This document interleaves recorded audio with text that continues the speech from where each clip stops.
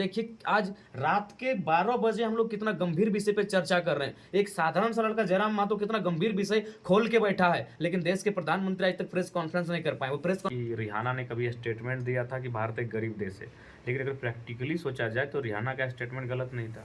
मैं आपको कुछ आंकड़े दिखाऊंगा क्योंकि आप सभी पढ़े लिखे हैं, मास कॉम के छात्र हैं।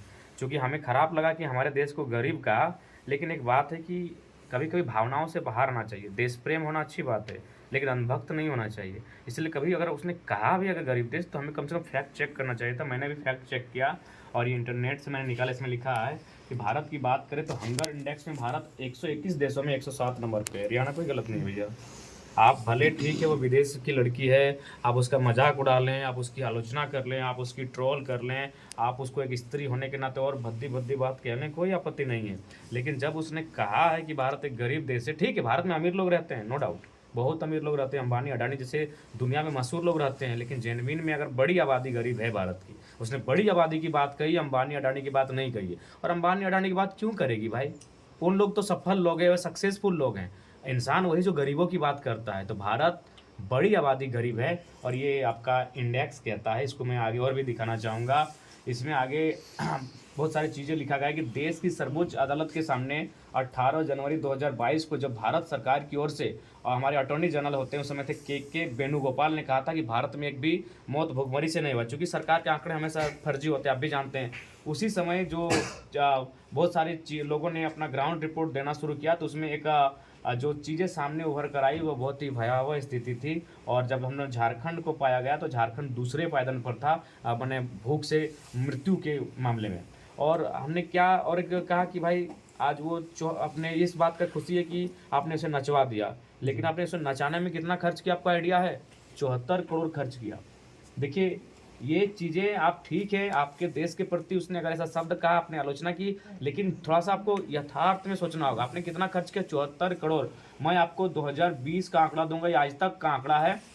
2020 में भारत देश में 81.11 यानी मान के चलते 81 लाख लोगों की मौत हुई थी, मतलब इलाज के दरमियान। उसमें से 36 लाख 36.5 लाख लोग मतलब इलाज सही से और समय पे नहीं मिलने के कारण। देखिए चोट किसी को लगता है, किसी का माथा में लगा तो चलिए उसका नो चांस है कि मर जाएगा, लेकिन बहुत ऐसे लोग जिनको बचाया जा सकता था, उसमें 36 लाख लोग हैं। 36 लाख का आंकड़ा श्रीमान मायने रखता है। लेकिन आज देखिए आप लोग यूट्यूबर वाले पत्रकार हैं, लेकिन कितना गंभीर सवाल पे हम लोग चर्चा कर रहे हैं। लेकिन देश की एक जो काबिल मीडिया है, जो पढ़े लिखे लोग हैं, वो गाय गोबर गुड़ और इंडिया पाकिस्तान हिंदू मुसलमान और धर्म पे चर्चा करके डिबेट करती है। बताइए आप लोग अभी सीखने वाले लर्नर पत्रकार हैं, अभी आप लोग यूट्यूबर पत्रकार हैं, और हम लोग देखिए आज रात के 12 बजे हम लोग कितना गंभीर विषय पे चर्चा कर रहे हैं। एक साधारण सा लड़का जयराम मातो कितना गंभीर विषय खोल के बैठा है, लेकिन देश के प्रधानमंत्री आज तक प्रेस कॉन्फ्रेंस नहीं कर पाए। वो प्रेस कॉन्फ्रेंस क्या करते हैं कि आम आप काट के खाते हैं कि चूस के खाते हैं, आप बटुआ रखते हैं, आप थकते नहीं है, और जैसे ही एक सवाल होता है नहीं नहीं हमारा रिश्ता रहने दीजिएगा, एक गिलास पानी मिलेगा, उठ के निकल जाते हैं। तो ठीक है आपने रिहाना की आलोचना की, लेकिन आप उन्होंने 74 करोड़ आपका देश कैसे लेके गया अभी गरीब देश से, ये बहुत दुर्भाग्य की बात है। यहाँ आंकड़े 2020 के हैं, 36 लाख लोग मर जाते हैं इलाज नहीं हो पाने के कारण, और ये सम्मानित सर्वे है, ये कोई फर्जी डाटा नहीं है। आपके सामने हमारे मोबाइल स्क्रीन पर देख लीजिए, इसलिए हम देख कर बात करना चाहते हैं। आप तो बस खुश हो गए कि रिहाना आके नाच गई, 74 करोड़ खर्च हुआ। मुझे अंबानी से आपत्ति नहीं है, लेकिन मुझे भारत की उस लोकतांत्रिक व्यवस्था से आपत्ति है कि एक व्यक्ति इतना अमीर कैसे हो सकता है कि इंसान को खरीद ले, और एक व्यक्ति इतना गरीब कैसे हो सकता है कि उसे अपने आप को बेचना पड़े। ये भगत सिंह का भारत नहीं है। आपको तकलीफ होगा, होने दीजिए, आपको तकलीफ होता है होने दीजिए, मुझे आपत्ति नहीं है। अगर आप सच में भगत सिंह को मानते हैं, आप युवा हैं, आप पत्रकार हैं, चाहे जो भी हैं, लेकिन उससे पहले आप भगत सिंह को मानने वाले लोग हैं, तो आपको भगत सिंह का वह कथन याद रखना होगा कि कोई इंसान इतना अमीर ना हो कि दूसरे इंसान को खरीद सके, और कोई इंसान इतना गरीब ना हो कि अपने आप को उसे बेचना पड़े। आज तो भारत में दोनों चीज़ हो रहा है, कोई किसी को खरीद भी रहा है और कोई अपने आप को बेच भी रहा है। देखिए एक्चुअली है ना, ये वही लोग ये मैंने मोदी जी से खुश हैं जिनका कभी उस स्थिति से सामना नहीं हुआ। देखिए मैं मोदी का भी कभी आलोचना नहीं करता हूँ, ना मैं कभी करूँगा, ना मैं हेमंत सोरेन जी की आलोचना करता हूँ, ना कभी करूँगा। मैं उनकी नीतियों की बात करता हूँ। मैं पहली बात तो प्रार्थना करता हूँ किसी परिवार के साथ ऐसी घटना ना घटे जो भक्त बन के बैठे हैं सरकारों के, जो आज एजुकेशन पे बात होनी चाहिए, जहां हेल्थ पे बात होनी चाहिए थी, और आज आप खुश हैं इंडिया पाकिस्तान के नाम पर। मैं पहले प्रार्थना करूंगा कि आपके परिवार में ऐसा घटना ना घटे। आज देखिए आज जो लोग अंबानी जी की स्टेज पर खान ब्रदर्स को नाचते हुए देखेंगे, वहां भारत की तस्वीर नहीं होती है कि शाहरुख खान, सलमान खान और आमिर खान एक स्टेज पे नाचे, आपने भारत को वहां देखा। जी नहीं, अगर आपको भारत को देखना है तो आप चले जाइए किसी सरकारी अस्पताल पर, धक्के खा रहे लोगों से मिलिए, जमीन पर अपना बिस्तर लगाए हुए लोगों से मिलिए, आप चले जाइए किसी कोर्ट कचहरी में, दिन भर परेशान लोगों से मिलिए।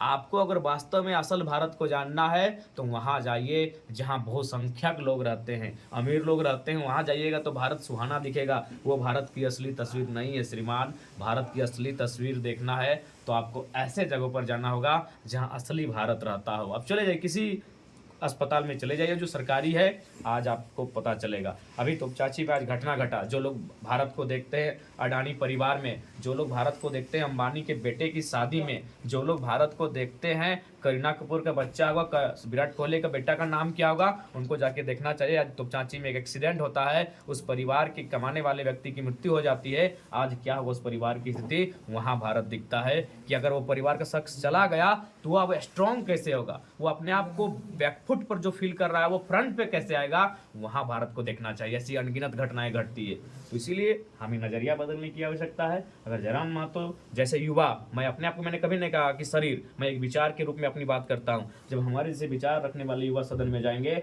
और सदन पर गंभीर चीजों पर चर्चा होगा तो मुझे लगता है भारत बदलेगा। आज आपने बिल्कुल, आज लगभग हमारे फेसबुक या जितने फ्रेंड थे वो तो बड़ा मजा ले रहे थे कि 74 करोड़ में रिहाना को नचा दिया, लेकिन उनको आंकड़ा देखना चाहिए कि इस देश में 2020 में 36 लाख लोग इलाज ना होने के कारण मर गए। इसलिए इतनी पैसों की बर्बादी पे जश्न मनाने जैसा माहौल नहीं है। सोचने विषय है कि भारत, इतना अंतर कैसे हुआ भारत की व्यवस्था में, कि कोई इतना अमीर और कोई इतना गरीब, ये अंतर कैसे हुआ, ये कौन सा लोकतंत्र है, ये कैसा हमने प्रजातांत्रिक भारत बनाया है, इस पर सवाल होना चाहिए था। डिबेट इन सब मुद्दों पर होना चाहिए था। लेकिन आज देखिए, आज आप जो लर्नर पत्रकार हैं, जो एक छोटे गांव कस्बे से आने वाले पत्रकार हैं, वो इतने गंभीर विषय से हमारी इंटरव्यू ले रहे हैं। लेकिन ये विषय ना आज तक में होना चाहिए था, ये ललन टॉप में होना चाहिए था, ये जो जी न्यूज़ पे होना चाहिए था, ये इंडिया टीवी पे होना चाहिए था, ये एनडीटीवी पे होना चाहिए था। ये देश के तमाम प्रतिष्ठित चैनलों में इस प्रकार के डिबेट्स होने चाहिए थे, चर्चा परिचर्चा होना चाहिए था। लेकिन वहाँ गंभीर विषय पर बात नहीं होती है। वहाँ एक मौलवी जी बैठते हैं, एक पंडित जी बैठते हैं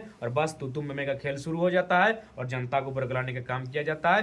फिर कभी इंडिया पाकिस्तान होता है, फिर कभी हिंदू मुसलमान होता है। और ये तमाम आंकड़े जिन पर भारत को बात करना चाहिए था कि भारत कहाँ है हंगर इंडेक्स में, भारत कहाँ है हेल्थ इंडेक्स में, भारत कहाँ है करप्शन इंडेक्स में, भारत कहाँ है एम्प्लॉयमेंट के इंडेक्स में, इस पर कोई बात नहीं कर पाता है। ये मेरे भारत की तस्वीर है। और असली भारत फिर कहेंगे, अंबानी जी के बेटे की जी के जो बेटा का जो शादी हुआ, वहाँ जो तीनों खान थिरके, वो असल भारत नहीं है मेरे भाई। असल भारत है किसी सरकारी अस्पताल में चले जाओ, किसी ऐसे जगह पर चले जाओ जहाँ लोग अपने जीवन को लेकर संघर्ष करते हुए दिखेंगे, वहाँ असल भारत दिखता है। एक साधारण सा लड़का जयराम महतो कितना गंभीर विषय खोल के बैठा है, लेकिन देश के प्रधानमंत्री आज तक प्रेस कॉन्फ्रेंस नहीं कर पाए। वो प्रेस कॉन्फ्रेंस क्या करते हैं कि आम आप काट के खाते हैं कि चूस के खाते हैं, आप बटुआ रखते हैं, आप थकते नहीं है। और जैसे ही एक सवाल होता है, नहीं नहीं हमारा रिश्ता रहने दीजिएगा, एक गिलास पानी मिलेगा, उठ के निकल जाते हैं। तो ठीक है, आपने रिहाना की आलोचना की, लेकिन आप वो 74 करोड़ आपका देश कैसे लेके गया अभी गरीब देश से,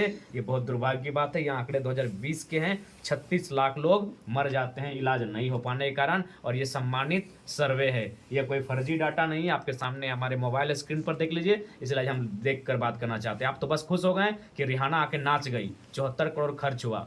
मुझे अंबानी से आपत्ति नहीं है, लेकिन मुझे भारत की उस लोकतांत्रिक व्यवस्था से आपत्ति है कि एक व्यक्ति इतना अमीर कैसे हो सकता है कि इंसान को खरीद ले, और एक व्यक्ति इतना गरीब कैसे हो सकता है कि उसे अपने आप को बेचना पड़े। ये भगत सिंह का भारत नहीं है। आपको तकलीफ होगा, होने दीजिए, आपको तकलीफ होता है, होने दीजिए, मुझे आपत्ति नहीं है। अगर आप सच में भगत सिंह को मानते हैं, आप युवा हैं, आप पत्रकार हैं, चाहे जो भी हैं, लेकिन उससे पहले आप भगत सिंह को मानने वाले लोग हैं, तो आपको भगत सिंह का वह कथन याद रखना होगा कि कोई इंसान इतना अमीर ना हो कि दूसरे इंसान को खरीद सके, और कोई इंसान इतना गरीब ना हो कि अपने आप को उसे बेचना पड़े। आज तो भारत में दोनों चीज हो रहा है, कोई किसी को खरीद भी रहा है और कोई अपने आप को बेच भी रहा है। देखिए एक्चुअली है ना, ये वही लोग, ये माने मोदी जी से खुश हैं जिनका कभी उस स्थिति से सामना नहीं हुआ। देखिए मैं मोदी का भी कभी आलोचना नहीं करता हूँ, ना मैं कभी करूंगा, ना मैं हेमंत सोरेन जी की आलोचना करता हूँ, ना कभी करूंगा। मैं उनकी नीतियों की बात करता हूँ। मैं पहली बात तो प्रार्थना करता हूँ किसी परिवार के साथ ऐसी घटना ना घटे जो भक्त बन के बैठे हैं सरकारों के, जो आज एजुकेशन पे बात होनी चाहिए, जहां हेल्थ पे बात होनी चाहिए थी, और आज आप खुश हैं इंडिया पाकिस्तान के नाम पर। मैं पहले प्रार्थना करूंगा कि आपके परिवार में ऐसा घटना ना घटे। आज देखिए, आज जो लोग अंबानी जी की स्टेज पर खान ब्रदर्स को नाचते हुए देखेंगे, वहां भारत की तस्वीर नहीं होती है कि शाहरुख खान, सलमान खान और आमिर खान एक स्टेज पे नाचे, आपने भारत को वहां देखा। जी नहीं, अगर आपको भारत को देखना है तो आप चले जाइए किसी सरकारी अस्पताल पर, धक्के खा रहे लोगों से मिलिए, जमीन पर अपना बिस्तर लगाए हुए लोगों से मिलिए। आप चले जाइए किसी कोर्ट कचहरी में, दिन भर परेशान लोगों से मिलिए। आपको अगर वास्तव में असल भारत को जानना है तो वहाँ जाइए जहाँ बहुसंख्यक लोग रहते हैं, अमीर लोग रहते हैं, वहाँ जाइएगा तो भारत सुहाना दिखेगा। वो भारत की असली तस्वीर नहीं है श्रीमान। भारत की असली तस्वीर देखना है तो आपको ऐसे जगहों पर जाना होगा जहाँ असली भारत रहता हो। अब चले जाइए किसी अस्पताल में, चले जाइए जो सरकारी है, आज आपको पता चलेगा। अभी तो चाची पे आज घटना घटा, जो लोग भारत को देखते हैं अडानी परिवार में, जो लोग भारत को देखते हैं अंबानी के बेटे की शादी में, जो लोग भारत को देखते हैं करीना कपूर का बच्चा होगा, विराट कोहली का बेटा का नाम क्या होगा, उनको जाके देखना चाहिए। आज तो चांची में एक एक्सीडेंट होता है, उस परिवार के कमाने वाले व्यक्ति की मृत्यु हो जाती है। आज क्या होगा उस परिवार की स्थिति, वहाँ भारत दिखता है कि अगर वो परिवार का शख्स चला गया तो वह अब स्ट्रॉन्ग कैसे होगा, वो अपने आप को बैकफुट पर जो फील कर रहा है वो फ्रंट पे कैसे आएगा, वहाँ भारत को देखना चाहिए। ऐसी अनगिनत घटनाएं घटती है, तो इसीलिए हमें नजरिया बदलने की आवश्यकता है। अगर जयराम महतो जैसे युवा, मैं अपने आप को, मैंने कभी नहीं कहा कि शरीर, मैं एक विचार के रूप में अपनी बात करता हूं, जब हमारे जैसे विचार रखने वाले युवा सदन में जाएंगे और सदन पर गंभीर चीजों पर चर्चा होगा तो मुझे लगता है भारत बदलेगा। आज आपने बिल्कुल, आज लगभग हमारे फेसबुक के जितने फ्रेंड थे वो तो बड़ा मजा ले रहे थे कि 74 करोड़ में रिहाना को नचा दिया, लेकिन उनको आंकड़ा देखना चाहिए कि इस देश में 2020 में 36 लाख लोग इलाज ना होने के कारण मर गए। इसलिए इतनी पैसों की बर्बादी पे जश्न मनाने जैसा माहौल नहीं है। सोचने विषय है कि भारत, इतना अंतर कैसे हुआ भारत की व्यवस्था में, कि कोई इतना अमीर और कोई इतना गरीब, ये अंतर कैसे हुआ, ये कौन सा लोकतंत्र है, ये कैसा हमने प्रजातांत्रिक भारत बनाया है, इस पर सवाल होना चाहिए था। डिबेट इन सब मुद्दों पर होना चाहिए था। लेकिन आज देखिए, आज आप जो लर्नर पत्रकार हैं, जो एक छोटे गांव कस्बे से आने वाले पत्रकार हैं, वो इतने गंभीर विषय से हमारी इंटरव्यू ले रहे हैं। लेकिन ये विषय ना आज तक में होना चाहिए था, ये ललन टॉप में होना चाहिए था, ये जो जी न्यूज़ पे होना चाहिए था, ये इंडिया टीवी पे होना चाहिए था, ये एनडीटीवी पे होना चाहिए था। ये देश के तमाम प्रतिष्ठित चैनलों में इस प्रकार के डिबेट्स होने चाहिए थे, चर्चा परिचर्चा होना चाहिए था।